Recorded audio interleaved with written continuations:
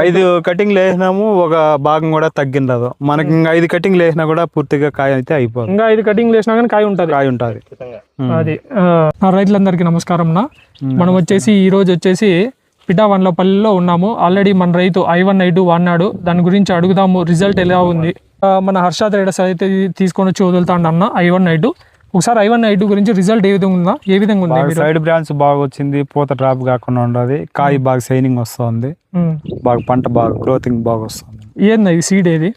ఇది power up. ఇది okay, power up. నీకు కాయ ఎక్కడ కలర్ అనేది కలర్ లేదు, మెతు లేదు, కాయ బాగా పంట బాగా వచ్చింది, పూత అయితే అది డ్రాప్ కాకుండా బాగా పూత బాగా పట్టింది, కాయ బాగా సైజ్ ఉండదు.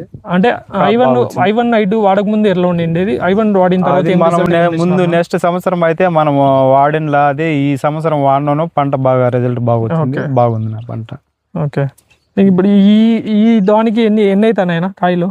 ఒక కాలువకి వచ్చి అంటే ఒక ట్రైనర్ 50 మొలకలకు వచ్చి 2 బాక్సులు కాయలు అవుతాయి.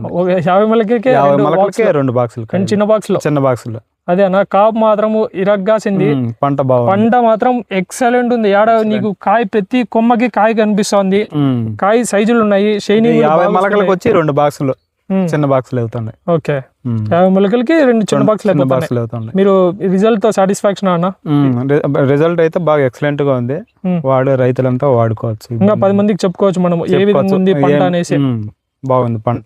నైట్ బాగా పూత డ్రాప్ కాకుండా సైడ్ బ్రాంచ్ బాగుంది, మొక్క బాగా ఎదగతా ఉంది, బాగా డెవలప్ బాగుండదు చెట్టు. మనం 10 మంది కాకపోతే 100 మంది రైతులు చెప్పినా ఏం ఇబ్బంది ఏం లేదు.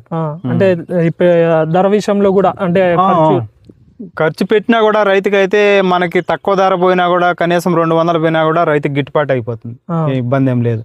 Okay okay.